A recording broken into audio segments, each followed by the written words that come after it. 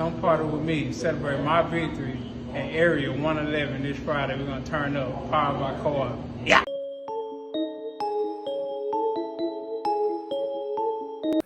So I seen the interview with Errol Spence Jr.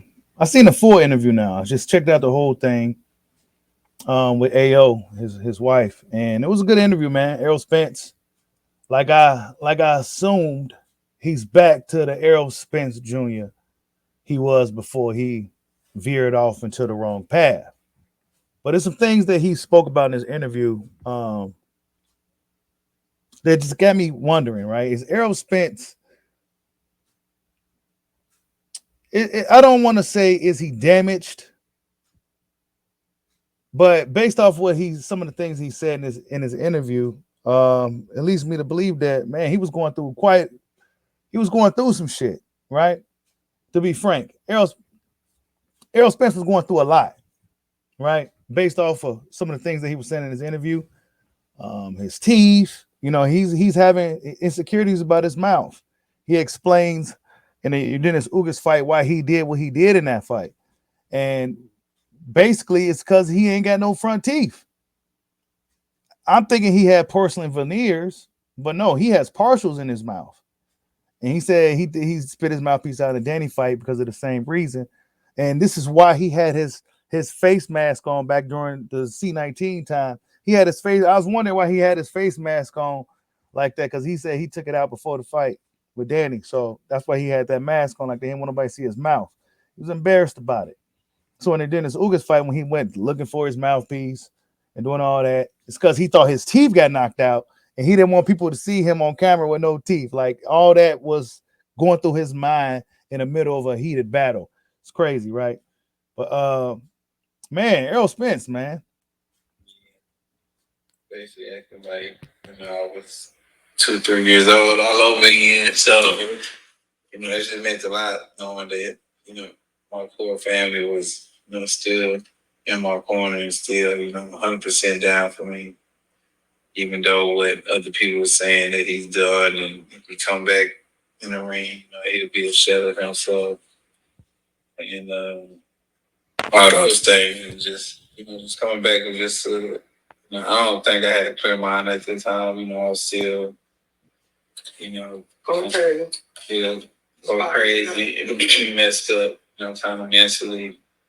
I was still even after my rape. I was still going to the club. Still like that too. Yeah, still wild and so. But I feel like that was God basically, knocking at my door. Like said, Bible, the warning comes before destruction. Yeah. So, I definitely feel like that was God, knocking, basically telling me, you gotta chill out. Because I was getting to the point where, I was about to go, about to go berserk. You know what I'm saying? I feel like it kind of calmed me down. It's kind of hard to understand what Spence said, man. If you go back and watch some of his older interviews and then you watch some more of his recent ones, he definitely slowed down quite a bit when he talks. And now that I realize that he has partialism, I'm thinking he just had the porcelain veneers they the rich folks be having. He got the partials. That's another reason why he probably sound funny. Is that his teeth is he ain't got no teeth. And I guess at night, every night he take his teeth out and everything. Like, damn, dude. Like, so yeah, man. Errol Spence is, you really just never know, man, what these guys go through. You know what I'm saying? These guys are human at the end of the day. They can be going through shit just like us regular folks. They can be going through stuff just like the regular person can. So, yeah, man, Errol Spence was going through some issues. He knocked me down. It was just like, in the Bible, it was Paul, on the horse. And God knocks him off the horse. And basically, it was like a poor all down.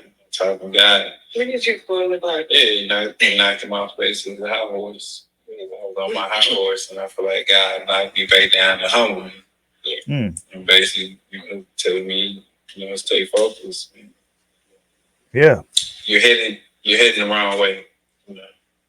Do you think I veered off the road? Yeah, real bad. Yeah.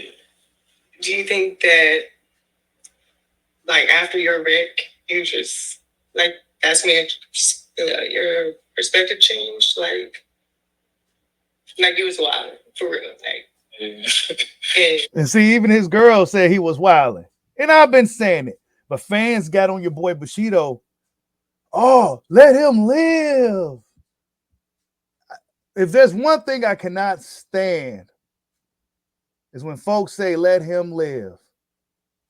When you see this guy going down a path of destruction, you see that this could spell doom if he keeps going down into that room. Nah, let him live. Nah, bro. Nah, see what we missing from back in the day was older dudes or mentors or guys to tell you to pull your coat and tell you, hey man, that's not a good idea, bro.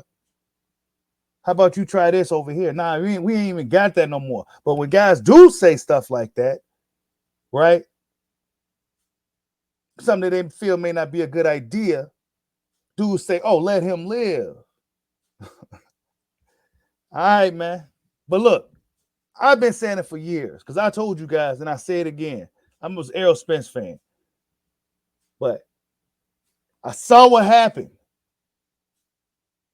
He started veering off into this little hip-hop Spence, hanging out with rappers. He was drunk on camera. And I don't even talk about all this stuff about Spence. But he was drunk and he was doing a lot of shit, man. And I'm thinking like, man, this dude needs to be focused. He's supposed to be one of the best. He gonna have to be ready for Terrence Crawford.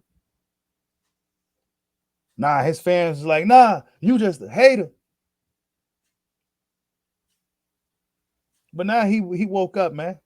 It's better late than never, though. You know what I'm saying?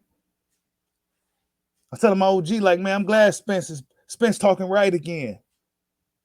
This is the Spence that I remember. You know what I'm saying? How do you think just when your wreck happened, you just woke up like, I need to change my life? Nah.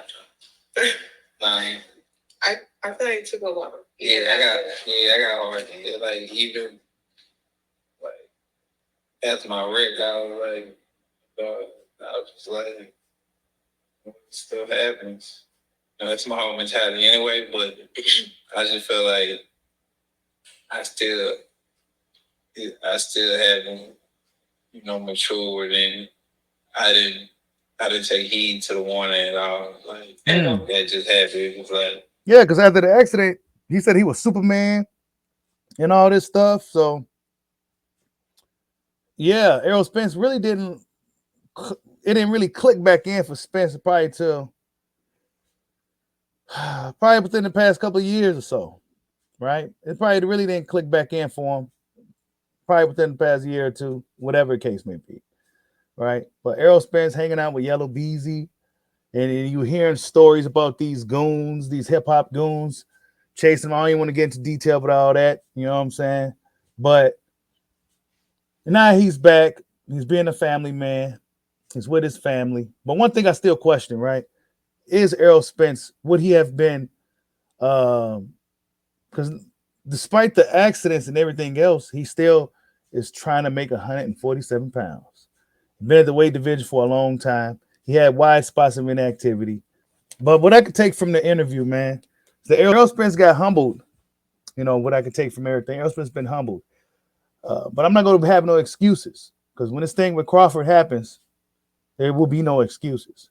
But yeah, man, Errol Spence was going through a lot, mentally and physically. Not to mention, he still got to make that weight, 147 pounds. This is why I've been telling his fans for years, bro. Like, this dude needs to be on his shit. Because Terrence Crawford's dude is taking this thing very seriously. He's not taking no shortcuts. He ain't playing no games. He ain't out partying. He ain't out drinking. He ain't doing none of that. You know what I'm saying? He's been on that straight path this whole time. Errol Spence veered off that path, but he got back on it, though. We're going to see what happens, man. You know, it's cool to see Errol Spence Jr. Back focused is the word I want to use. It's really good to see Spence focused, man. I would imagine you went through a lot. You know, your teeth is the main part of your appearance, and I can only imagine one of the main parts, right? Your mouth, your teeth. You know, you see it when people see you, they see your fucking teeth in your mouth. You know what I'm saying? They see if you got your mouth closed, then they start thinking, hey man, why your mouth closed? Your teeth messed up or something? You know, so yeah.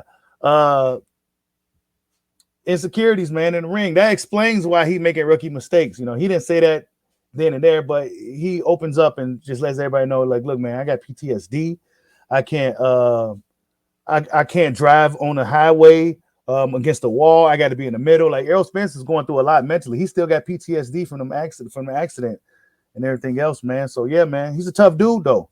You know, coming back and fighting the best guys that he could possibly face, considering his layouts and everything else. Yeah, Errol Spence is a hell of a guy, man.